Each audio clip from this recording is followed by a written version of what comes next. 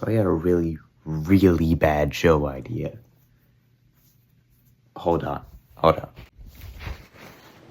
Yeah, oversized coat time. Okay.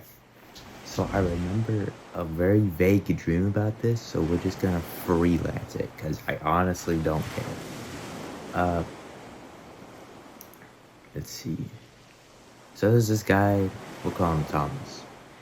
Thomas is an average high school guy. Comes and goes from school. He's just trying to get the day done. He's not trying to stay at school for longer than it needs to be. He keeps his grades at a good C. A B is a freaking miracle.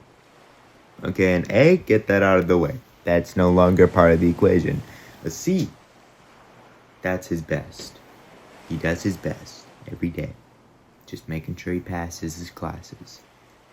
One day, after one of those high school parties, after you just become like in college and you're capable of drinking, he knocks out. He's completely wiped. He's asleep. You know what that, right? There's bottles everywhere. There's pills everywhere. There's stuff, non-specific powdery substances, right? When he wakes up, he's still at the school, and he walks down the hallway. It's empty, it's dark, it's pretty chaotic looking, as if the party happened at the school and not at some random Joe's house. He goes outside and he waits at the bus stop. He usually waits at the bus stop, but he doesn't know when the next bus will be since it's dark. He gets a tip after looking at his phone, but it dies. The only thing he saw was 9 p.m. He does that thing where you power on your phone for a long period of time and you get a little bit more charge. It's 8:59. Not bad. You would think he'd be knocked out for longer. But he wakes up again on the same bench. But now there's a bus in front of him. Not a yellow bus. Not one of those big buses. Not a special bus. Not a special bus. But a red bus. Like the ones you'd see in London. Double stacked.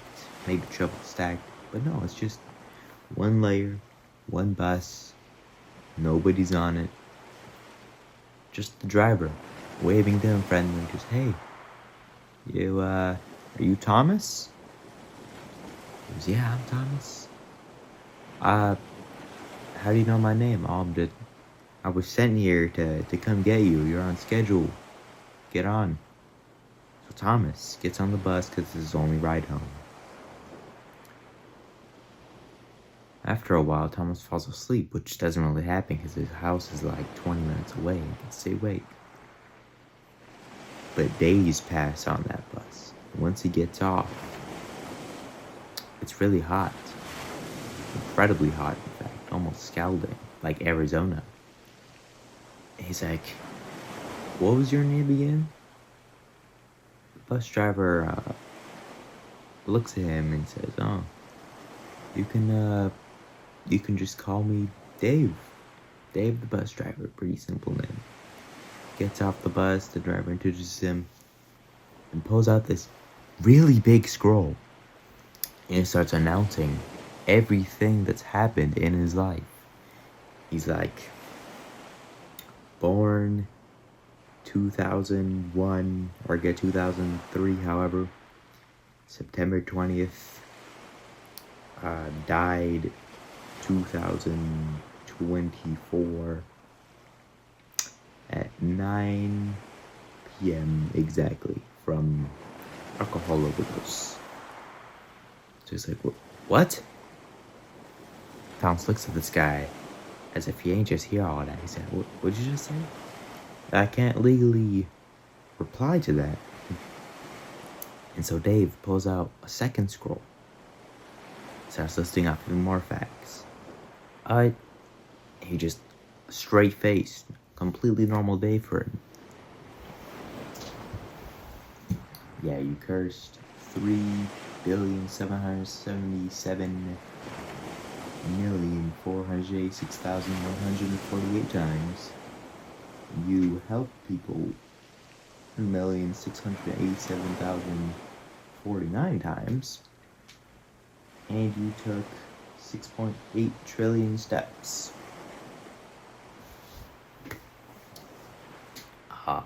Currently, because of your ratio here, it says you're going to hell.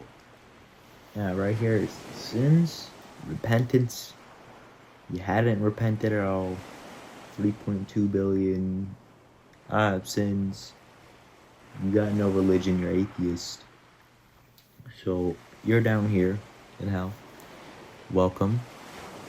Right now you're not really in there. You're at the gate. We call this the domain. So obviously Thomas was like, what are you talking about? I died? Did I die in the bus? Did I die at the party? And the driver goes, oh, you died a few days ago. Yeah, actually, you died approximately when you thought you were born. Tom himself is confused because, what do you mean? I died when I was born. How could I have died? That's why I lived 23 or a good long life.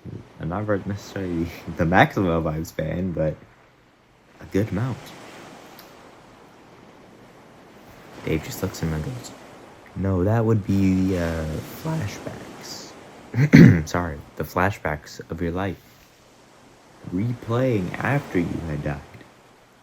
See, you were a raging alcoholic and you drunk drive. You flew right into a bus station and I came to pick you up. Thomas walks him down this long aisle after he's done explaining everything. Thomas is just accepting his fate. They open the gates. Reveals a flaming hellstorm. Fire everywhere. Lakes of lava and molten metals being poured all over people. Screams, shouts, cries for help. And looks at Dave. He's just staring off into the distance.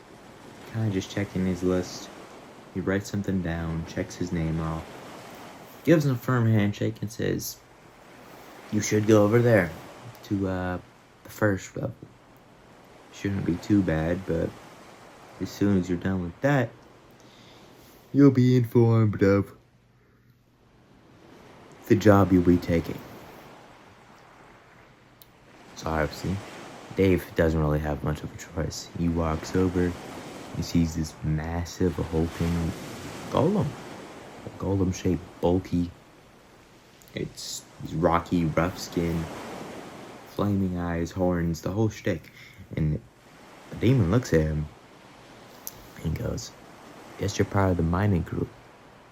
The only way out of here is to dig all the way through every layer of hell. And only then will you achieve, maybe, a chance at either heaven or rebirth.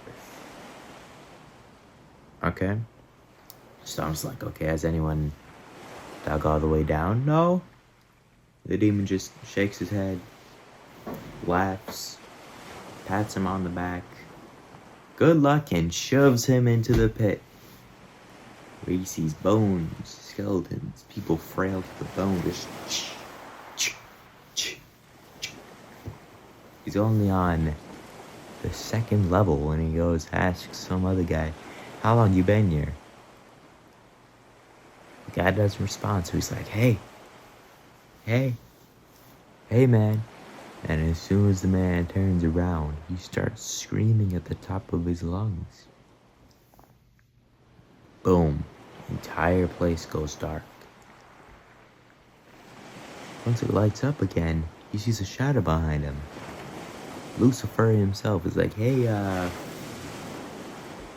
I think you got something to be doing right now. And he shoves a pickaxe in his hands and goes, welcome to damnation.